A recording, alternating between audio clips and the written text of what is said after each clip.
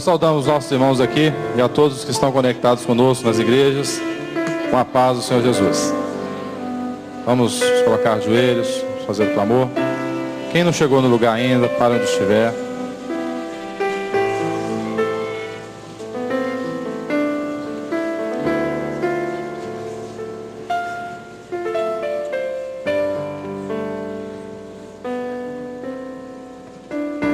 Eterno Deus, nos prostramos diante da Tua presença uma vez mais. Clamamos nesta hora pelo poder do sangue de Jesus. Renova a nossa comunhão, alegria do Teu Santo Espírito. Continua, Senhor Deus, a manifestar o Teu poder, a Tua graça, ampliando a nossa visão, nossas mentes, para absorver todo o ensino dessa tarde. Oramos em nome de Jesus. Amém. Poder sentar.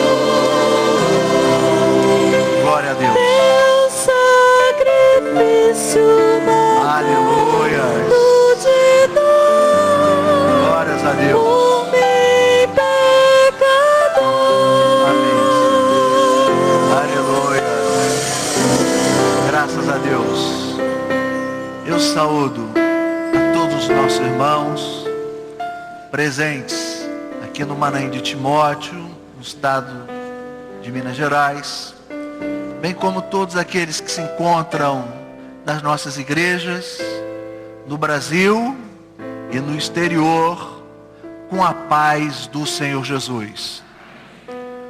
O nosso assunto, ele é representado por uma indagação. E a indagação, ela diz respeito à salvação, onde todos nós, ao término desse estudo, vamos poder responder a pergunta que será formulada. E a pergunta para nós é: uma vez salvo, salvo para sempre? A salvação é uma experiência única, é um ato isolado e que por si só ele se estende na vida do servo ou da pessoa que um dia alcançou uma experiência com o Senhor Jesus, e essa única experiência é capaz de levá-lo à eternidade de Deus. Há 3 males que hoje atingem ou procuram atingir a verdade de Deus sobre a salvação. E essas verdades, pode passar. Essas verdades, elas estão ali apresentadas no quadro, e nós iremos fazer a leitura da palavra de Deus que está em Efésios, no capítulo 2, no verso de número 8. E eu peço aos irmãos nas igrejas que todos permaneçam com a palavra de Deus aberta, porque nós iremos nesse estudo buscar muitas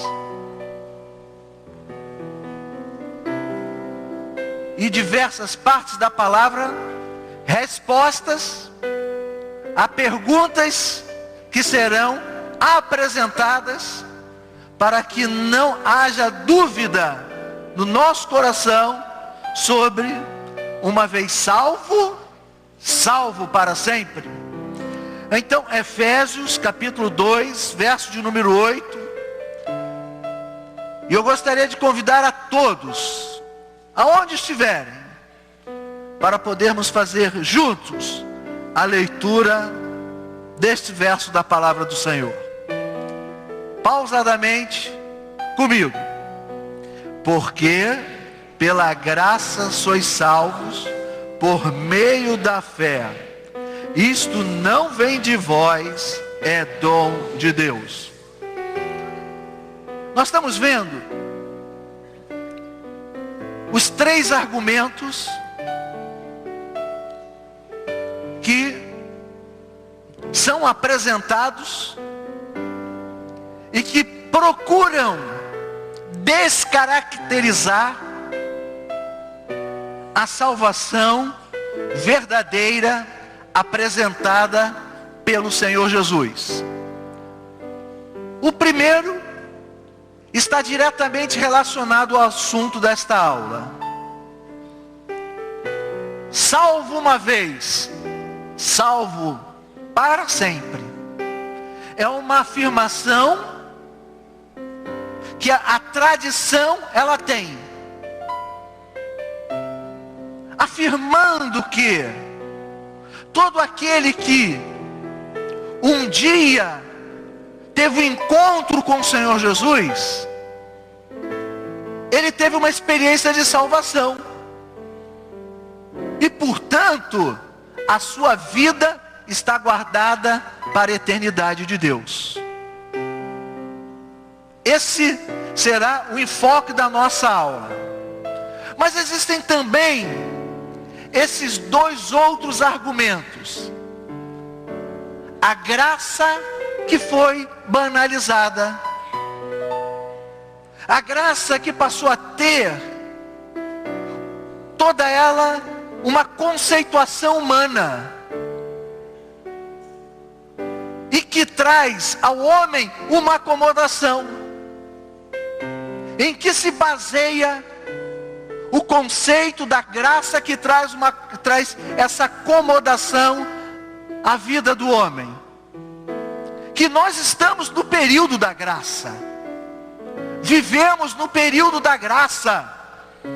E a graça do Senhor, portanto, ela é abundante, porque Deus é misericordioso.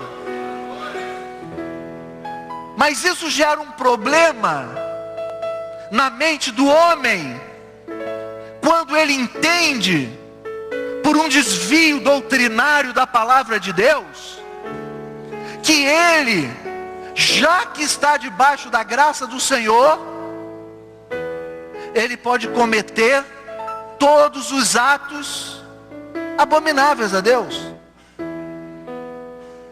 Ele não precisa ter uma vida em santificação, porque ele está debaixo da graça.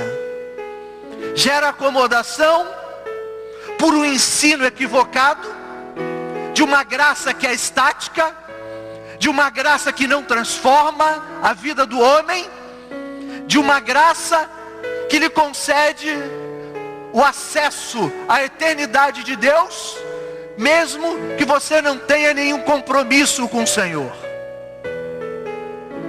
E temos também a anulação do preparo da igreja para o arrebatamento. Por quê? Porque eles não conhecem a palavra de Deus pela revelação. Vivem numa superficialidade,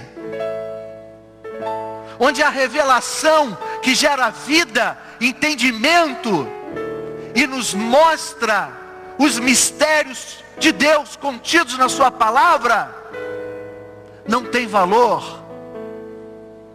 Há um evangelho, e dizemos isso com pesar, que está desbotado, descaracterizado, sem compromisso com a verdade de Deus, alinhado apenas nos seus interesses materiais. E é nesse contexto que estamos vendo as afirmações como: uma vez salvo, salvo para sempre, apresentado numa tradição religiosa. A graça, o favor de Deus, aceitou, recebeu, não precisa mais qualquer compromisso com o Espírito Santo. Arrebatamento? Que arrebatamento? E nós, como igreja fiel do Senhor, podemos glorificar ao nome do Senhor Jesus, porque sabemos que os sinais estão contidos na palavra de Deus. Os sinais se cumprem em nossos dias, e no abrir e fechar de olhos, o Senhor Jesus voltará. Vamos falar sobre essa pergunta apresentada no nosso assunto. Nós vimos já acerca da salvação no gráfico, que todos já conhecem, onde nós entendemos que a salvação é um projeto estabelecido na eternidade de Deus pela sua soberania. E que esta salvação, ela se apresenta em duas fases. Temos o ato, temos o processo. No ato, nós encontramos a eleição e o chamado, dois eventos que não sofrem a intervenção, qualquer ingerência humana. Mas em determinado momento, você toma conhecimento do chamado. E a partir do chamado, você tem que exercer o livre arbítrio. Porque o mesmo Espírito Santo, que no ato, ele operou na sua vida o conhecimento de Jesus, ele revelou o amor de Jesus ao seu coração, onde ele mostrou que você não está esquecido por Deus, mas você tem um lugar na eternidade de Jesus. O mesmo Espírito Santo agora, ele vai continuar agindo na sua vida, dentro do processo da salvação. Mas o Espírito Santo, ele dá a todos nós a faculdade de decidir. E o nome disso é livre arbítrio, onde você pode escolher em servir ou não ao Senhor. Mas no momento em que você coloca a sua vida ao serviço do Senhor, você assim faz para que a sua vida ela seja santificada. E o que é a santificação? É a direção do Espírito Santo na vida do fiel, dirigindo, guiando, conduzindo a sua vida dentro do projeto de Deus. Por quê? Porque todo compromisso de Deus está ligado diretamente ao seu projeto de salvação.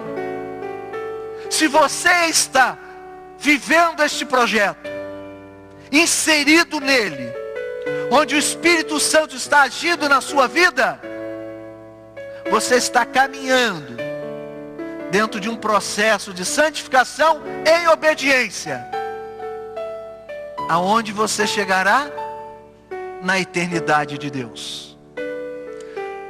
Mas ainda que você tenha uma Bíblia, ainda que você tenha argumentos filosóficos, teológicos, extraordinários, ainda que você seja uma pessoa de convicções pessoais, mas a sua vida não está inserida nesse projeto de salvação, não há nenhum compromisso de Deus com você, porque o compromisso de Deus é com o seu projeto de salvação. E se você está vivendo este compromisso com o Senhor, Deus está comprometido contigo e você tem um lugar na eternidade de Deus. Ocorre que nesse processo da salvação, por vezes ocorrem intervenções humanas, infestações doutrinárias e que desviam o homem da presença de Deus. Onde o homem se distancia da presença do Senhor, porque alguém lhe apresentou um versículo bíblico, onde alguém incutiu na sua mente um caráter religioso, e você deixou de ser guiado pelo Espírito Santo para ser guiado por um entendimento humano. Você saiu da verdade de Deus e entrou naquilo que é próprio da natureza humana, a razão religiosa. E é exatamente nesse compasso dessas infestações doutrinárias que nós vemos esta afirmação que muitos têm adotado: uma vez salvo, salvo para sempre. Mas para nós o estudo nos apresenta uma indagação: uma vez salvo, salvo para sempre? Da onde surgiu esta afirmação? Uma vez salvo, salvo para sempre? Ela é uma teoria calvinista, formulada por João Calvino, um francês,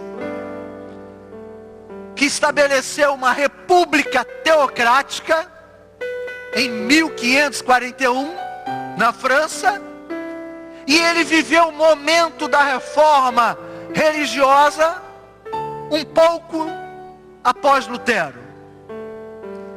E ele fez essa afirmação que muitos hoje acolhem como uma verdade absoluta, em razão de alguns versículos da palavra do Senhor. E nós vamos abrir a nossa Bíblia, nós vamos acompanhar, vamos anotar, porque nós precisamos aprender a verdade de Deus, e ela está na sua palavra. Vamos no Evangelho de João, capítulo 6, verso 37. João, são muitos versículos e nós precisamos agilizar. João capítulo 6, verso 37.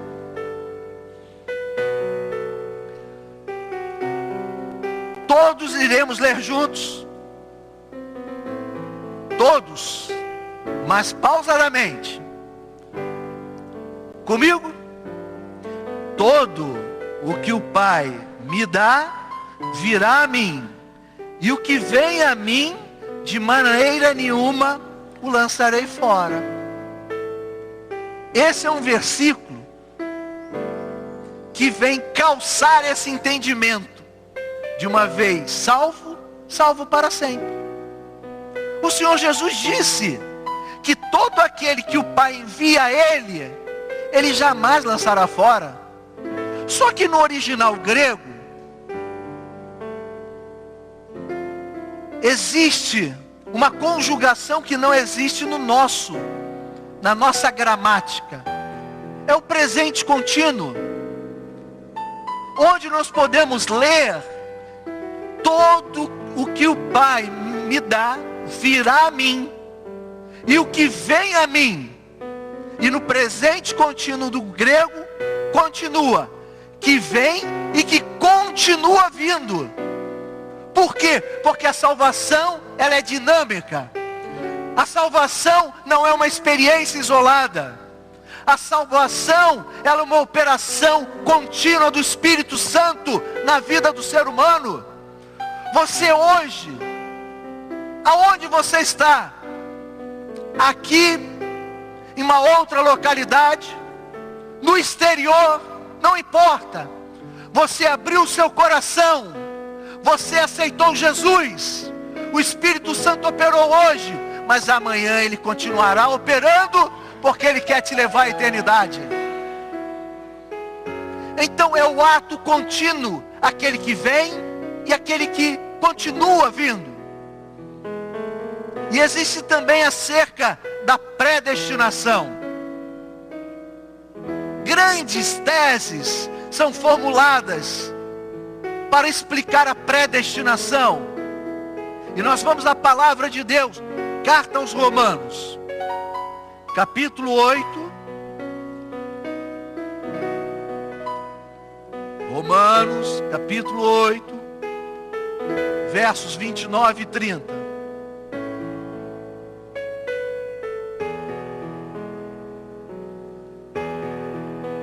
A palavra de Deus nos diz assim. Podemos ler? Vamos lá, comigo.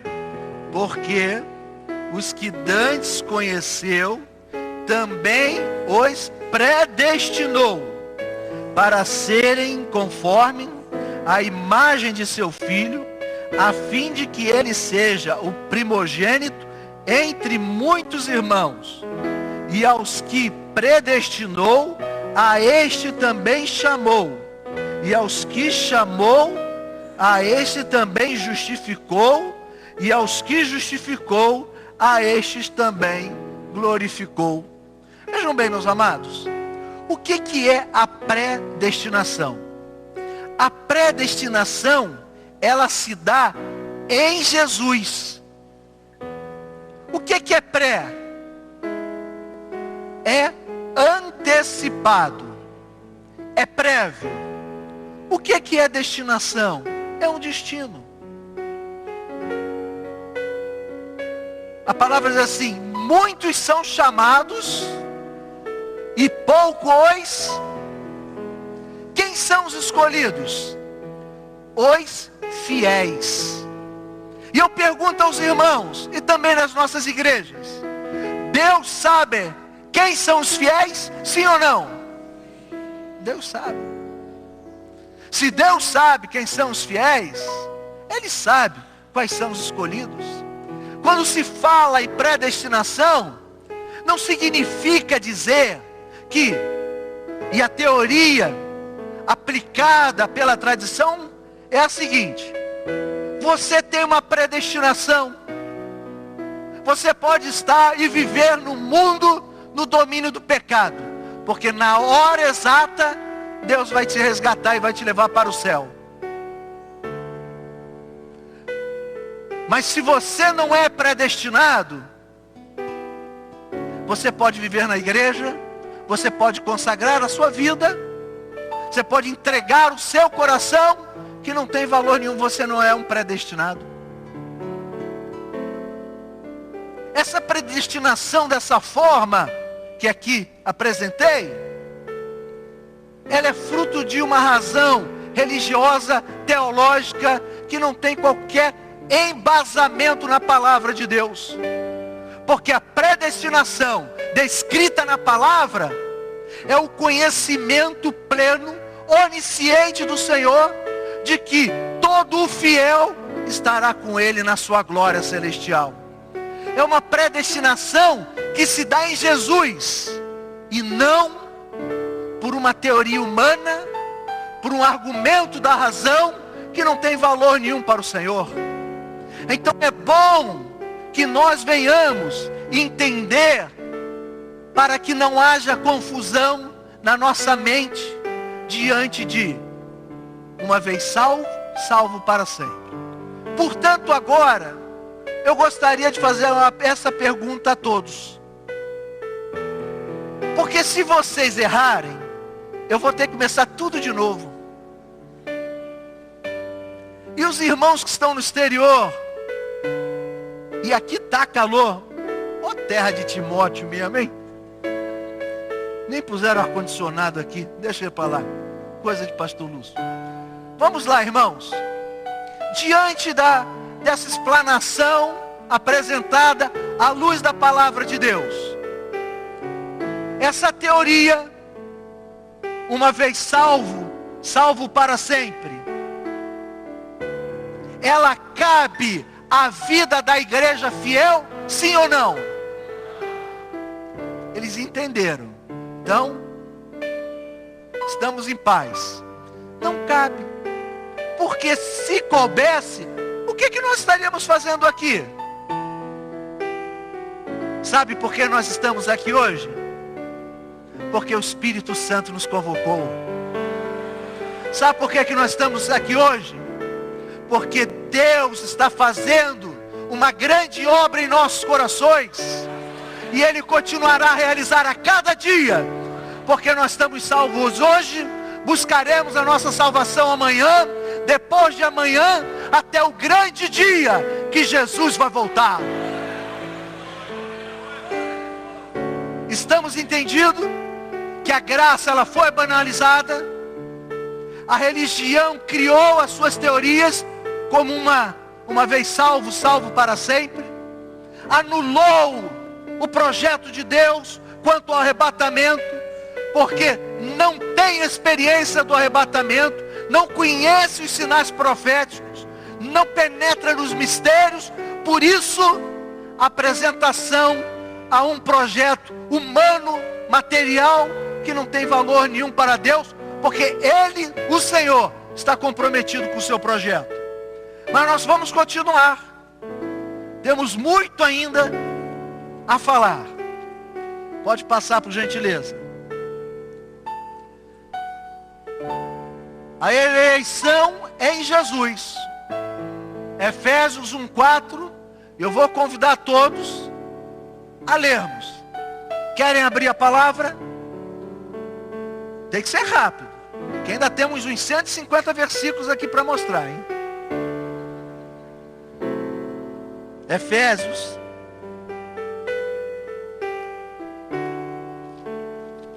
Olha aqui. Veja bem. Você não vai ficar constrangido. E nada. Nada. Eu não achei Efésios. Não achei. O que você vai fazer? Pega a Bíblia. A dica é para todos da igreja também, hein? Fica assim. Amém, né, irmão? Que texto maravilhoso. Ele está lá em Deuteronômio. Não. Ninguém viu, ninguém ficou chateado. Eu só estou preocupado se eu não achar. Essa é a minha preocupação. Mas o Efésios eu já achei. Vamos lá. A salvação é um ato de eleição. Vimos isso aqui na aula anterior. E essa eleição, né, é em Jesus. É a predestinação em Jesus. Efésios 1:4, o que é que nos diz? Vamos lá. Como também nos elegeu nele, antes da fundação do mundo, para que fôssemos santos e irrepreensíveis diante dele em caridade. Nos elegeu nele, em Jesus. Aqui, ó. A salvação é uma vocação. 2 Pedro 1:10. Vamos lá. Isso. 2 Pedro.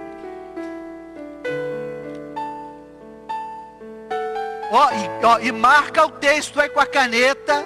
Anota que isso é importante para que você não seja ludibriado por uma argumentação religiosa, teológica, e te desvie da fé verdadeira. Vamos lá. 2 Pedro 1:10.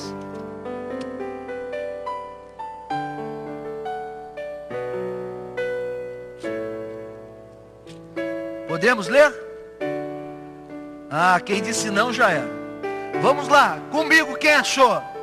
Portanto, irmãos, procurai fazer cada vez mais forte, firme, vossa condição e eleição, porque fazendo isto, nunca, jamais tropeçareis.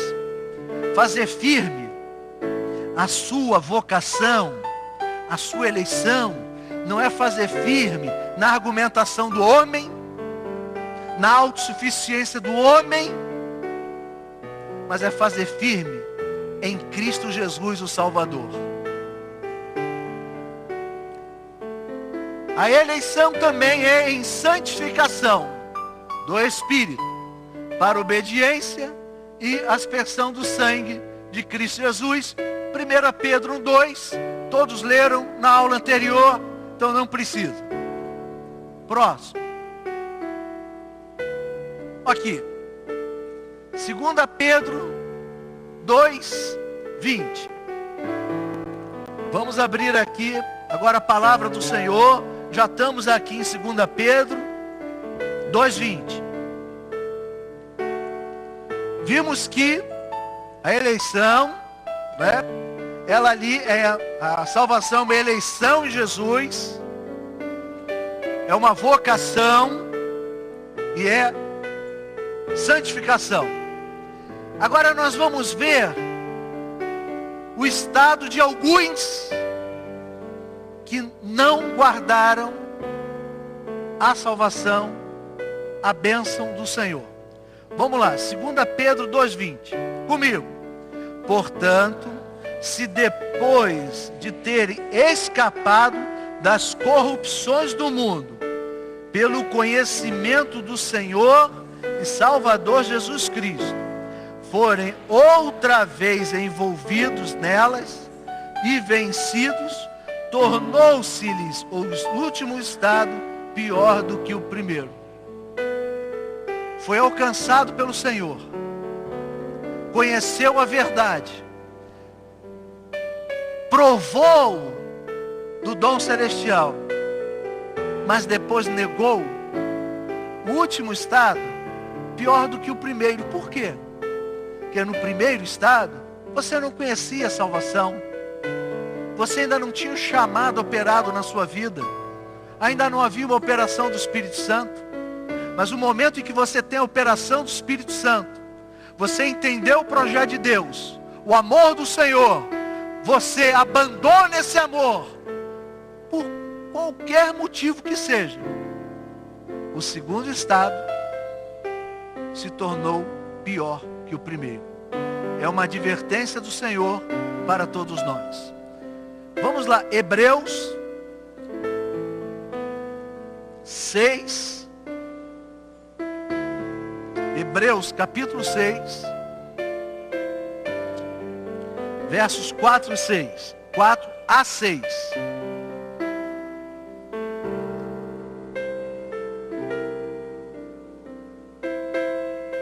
Vamos ler? Comigo, hein? Porque é impossível que os que já uma vez foram iluminados e se fizeram participantes do Espírito Santo e provaram a boa palavra de Deus e as virtudes do século futuro e recaíram, sejam outra vez renovados para arrependimento, pois assim quanto a eles, de novo crucificaram o Filho de Deus e o expõem ao vitupério. Veja bem, o que o Senhor está mostrando aqui? A rejeição à Trindade. Quando diz assim, porque é impossível que os que já uma vez foram iluminados. Iluminados aqui, batizados com o Espírito Santo. E continua. E provaram o dom celestial e se fizeram participando do Espírito Santo, do corpo, onde o Espírito Santo opera. E provaram a boa palavra de Deus, a palavra revelada do Senhor.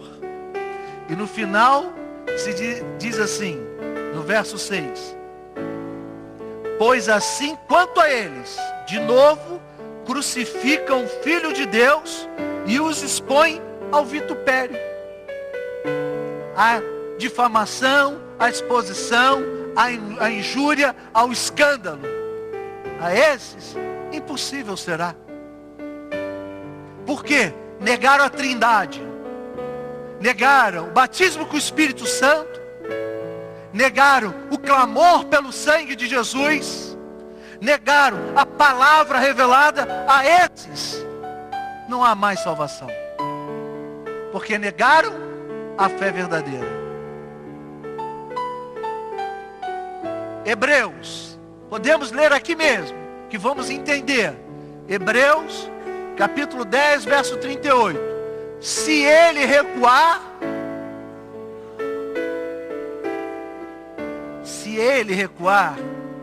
aquele que teve a experiência, aquele que foi iluminado, batizado com o Espírito Santo, aquele que foi usado em dons espirituais, aquele que consultou ao Senhor pela palavra do Senhor, falou, aquele que provou o dom celestial, que viveu a esperança da eternidade, se ele recuar, a minha alma não tem prazer nele, diz o Senhor. Gálatas 5:4. Separado estáis de Cristo, vós os que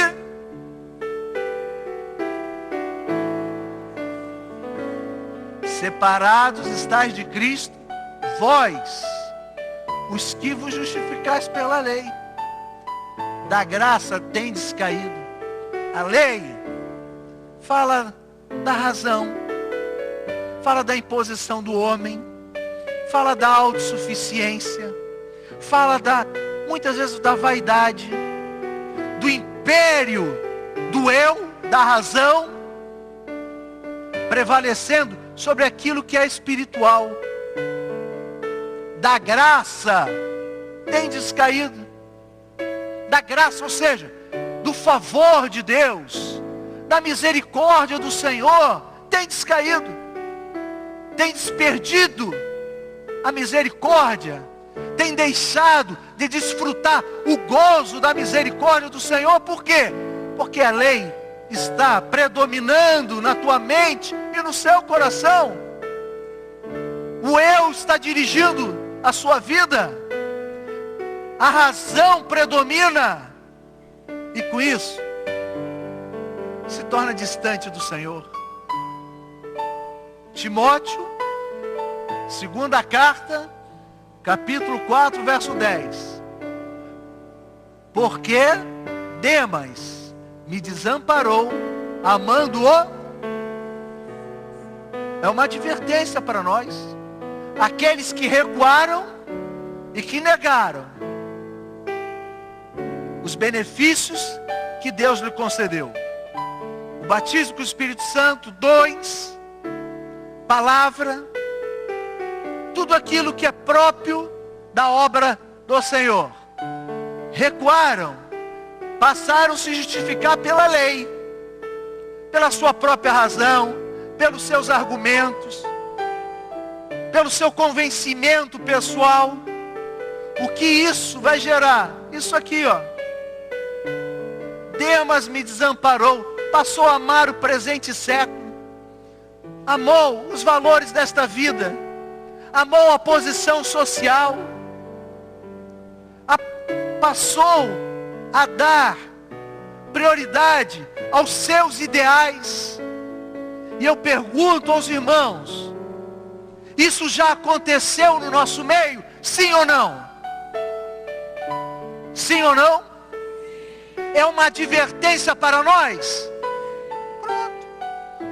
O que importa é que você saiba o valor da salvação na sua vida.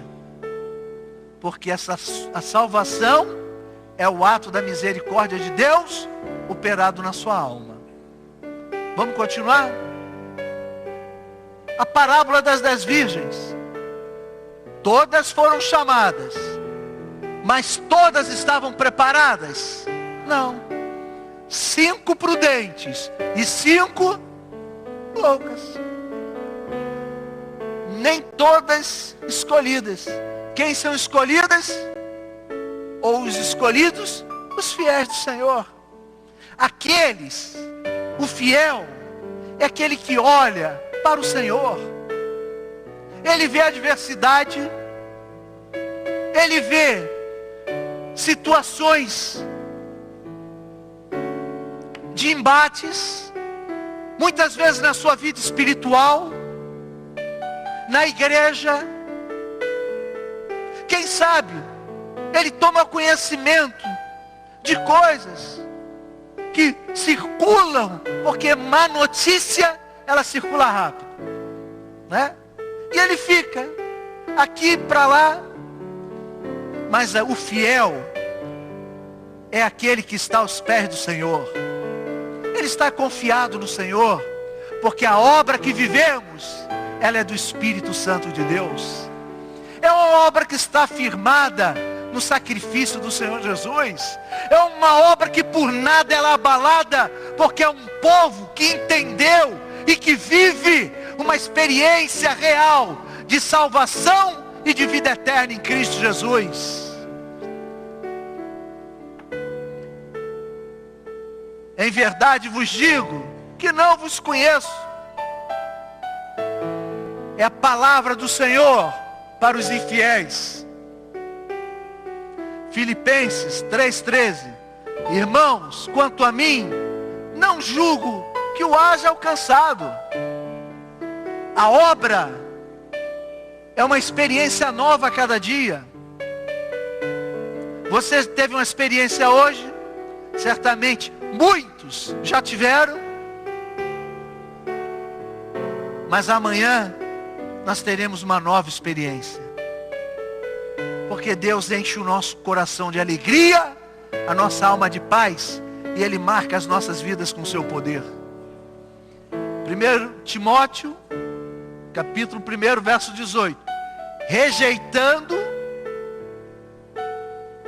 a qual alguns fizeram naufrágio na fé, rejeitando toda a argumentação humana. Há pessoas que são habilidosas em apresentarem seus argumentos, cheio do eu, convencidos pela sua própria razão, entendendo que o seu propósito é o mais nobre possível. Alguns dizendo que é por amor à obra, a minha vida é obra, mas eu, que tanto amo obra, que tenho a vida pela obra, eu sou o primeiro a expor a obra. A esses aqui que Paulo está falando, naufragaram na fé. Existiu no Velho Testamento, no ministério do Senhor Jesus, no Novo Testamento, existe nos nossos dias, e que continuem, não há problema. O importante é que a sua vida esteja firmada em Cristo Jesus. 1 Timóteo 4:1.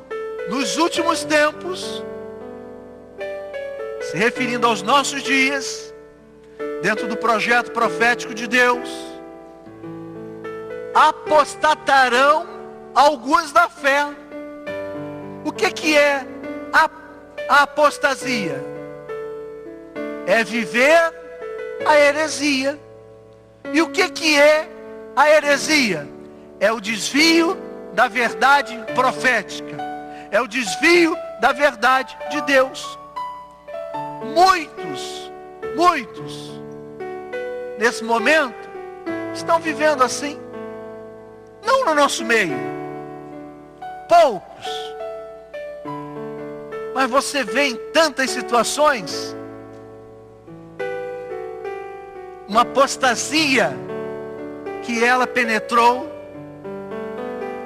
em muitos corações e desviou o homem da presença de Deus. 1 Timóteo 4,16. Vamos ler aqui comigo, para que ninguém durma, aqui nas igrejas. Vamos lá, comigo, hein? Tem cuidado de ti mesmo. Tem cuidado de ti mesmo e da doutrina. Persevera nestas coisas, porque fazendo isto, te salvarás, tanto a ti como aos que te ouvem. Vejam bem, Paulo encontrou na igreja alguns que se desviaram, indo após maligno.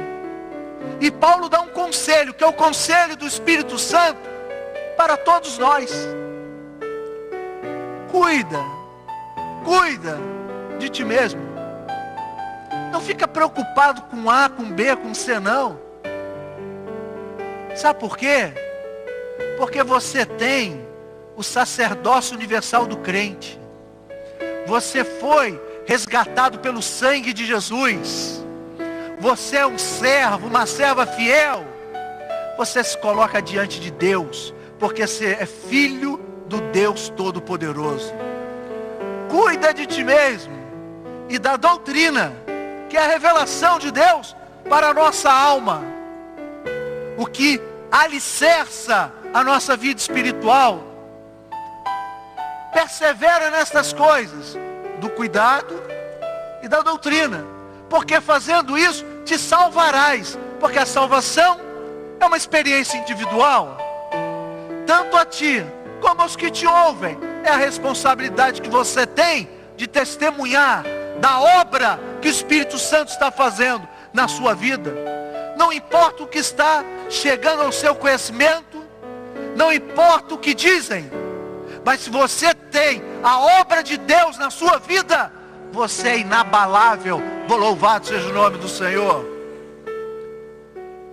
João, aqui falando do Senhor, o Senhor falando, e descrito no Evangelho de João: as minhas ovelhas ouvem a minha voz.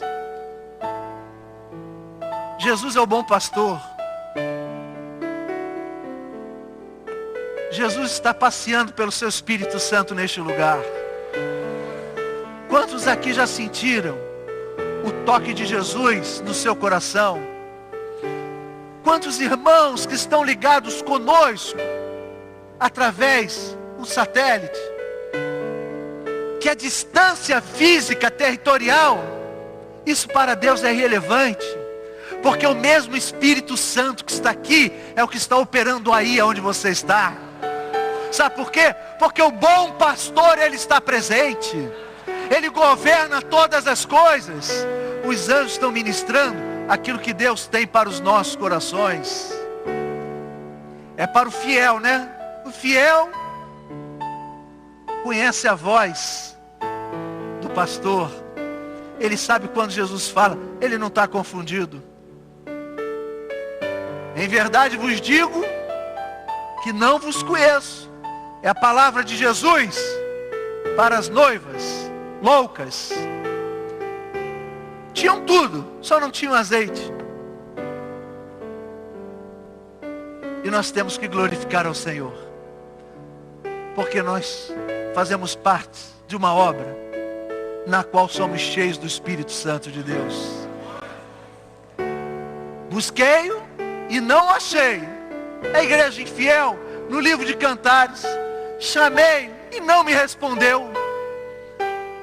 Uma igreja que não quer compromisso com o Senhor, quer desfrutar do seu nome, quer usar a sua palavra, quer se beneficiar com tudo aquilo que está abrangindo no contexto material, mas eternidade, salvação, santificação, não quer. Acabou? Vamos passando.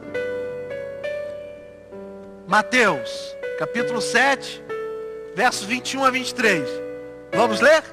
Vamos lá, hein? Nem todo que me diz Senhor, Senhor, entrará no reino dos céus, mas aquele que faz a vontade de meu Pai, que está nos céus. Muitos me dirão naquele dia: Senhor, Senhor, não profetizamos nós em teu nome, e em teu nome não expulsamos demônios, e em teu nome não fizemos muitas maravilhas? E então lhe direi abertamente: não vos conheci, apartai-vos de mim, vós que praticais a iniquidade. Esse momento que nós estamos vivendo, as coisas estão bem definidas. Aquele que está na obra, vivendo experiência, e aquele que não tem obra, vivendo qualquer outra coisa que não leva à eternidade de Deus. Há também os que expõem Jesus ao vitupério, ao escândalo. Vamos ler? Abra a palavra aí, Marco. Hebreus capítulo 6, versos 4 a 6, mas nós só vamos ler até aqui.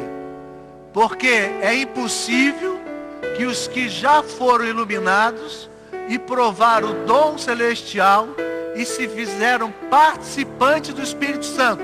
Foi um dos textos que nós lemos no início, que fala daquele que foi iluminado, batizado com o Espírito Santo, provou a palavra de Deus, a palavra revelada. Esses são aqueles que, se pudesse, crucificavam o Senhor outra vez. Negaram a Trindade, o Pai, o Filho e o Espírito Santo. Outra manifestação de queda está no anátema. Os que querem agradar a homens contra a vontade do Espírito Santo. Gálatas 1:8, comigo. Mas, ainda que nós mesmos, ou um anjo do céu, vos anuncie outro evangelho, além do que já vos tenho anunciado, seja... Pode passar.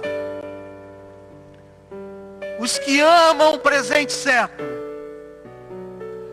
2 Timóteo 4:10. Todos. Porque Demas me amparou amando o presente século.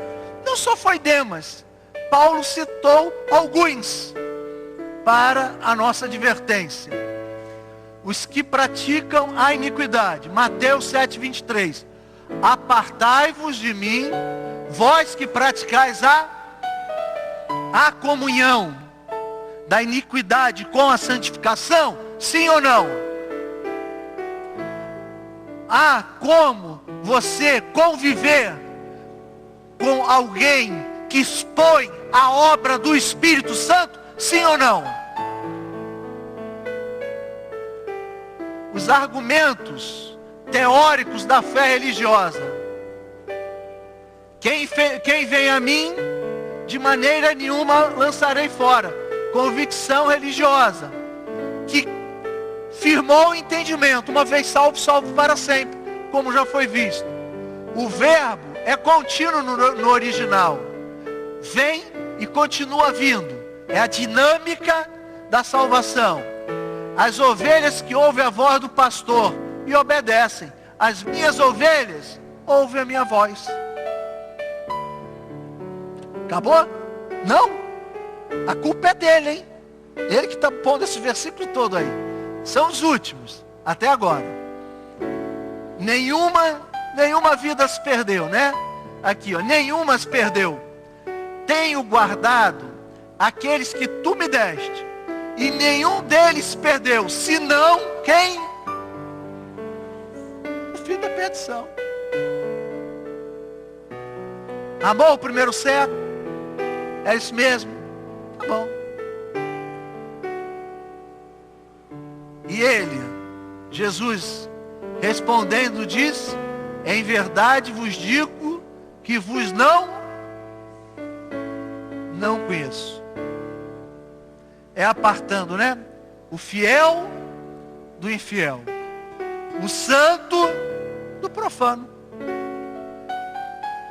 e separá-lo-á e lhe dará a sua parte com os infiéis. Meus amados, para encerrarmos, nós temos muito a engrandecer o nome do nosso Deus. Você sabe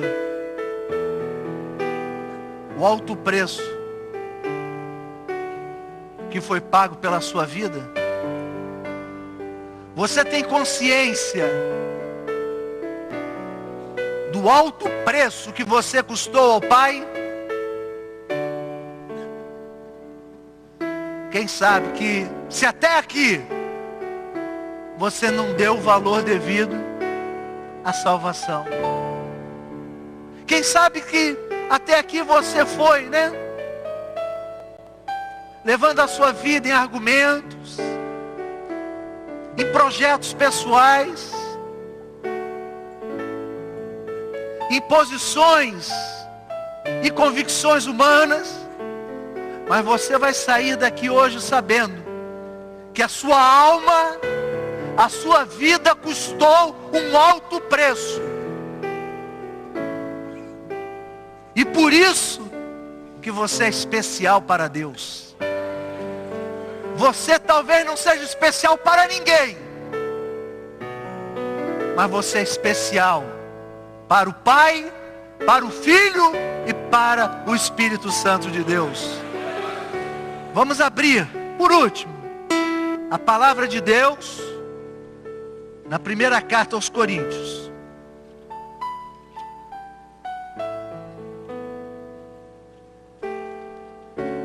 Capítulo 6, verso de número 20.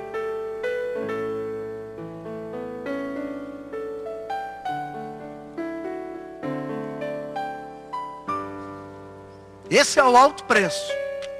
E nós vamos estar de pé nesta hora. Em todas as nossas igrejas. E nós vamos ler em conjunto.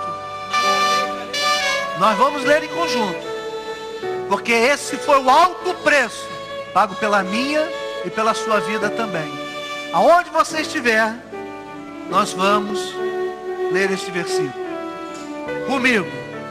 Porque fostes comprados por bom preço. Glorificai, pois, a Deus no vosso corpo e no vosso espírito, os quais pertencem a Deus. Fomos comprados pelo sacrifício de Jesus na cruz do Calvário. Por isso glorifiquemos a Deus de toda a nossa alma e de todo o nosso coração.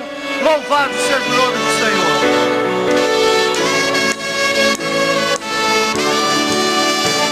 Não sei porque de Deus amou a igreja glorificando o Senhor. Aleluia. Glórias a Deus. Assim nem Deus amou. Mas eu sei que tenho crido, que estou bem certo, é poderoso, já guardou o meu tesouro até o dia final. Ignoro como o Espírito nos convence do mal. Cristo, verbo seu, consolador real. Mas eu sei que tenho crido, estou bem certo, é poderoso, é meu tesouro, até o dia final. Não sei o que de mal ou bem é destinado a mim. Mãos ao alto, os dias sem até da vida ao fim. Mas eu sei que tenho crido, estou bem certo, que é poderoso, é guardar o meu tesouro até o dia final. E quando vem Jesus, não sei se breve ou tarde vem, mas sei que meu Senhor virá na glória que Ele tem. Mas eu sei que tenho crido, estou bem certo, que é poderoso, é guardar o meu tesouro até o dia final. Glória a Jesus, a igreja glorificando ao Senhor. Glória, nós sabemos em quem temos crido. Louvado seja o nome do Senhor. Senhor Deus, nós te glorificamos. Nós te bendizemos por essa tão grande salvação, pelo grande amor do Senhor para com as nossas vidas. Nós sabemos, Senhor, em quem temos crido. Nós cremos e servimos a um Deus vivo que está presente conosco, Senhor. Aleluia, nós te damos em nome do Senhor Jesus. Amém. Meus irmãos, 10 minutos de intervalo para a última aula desse dia.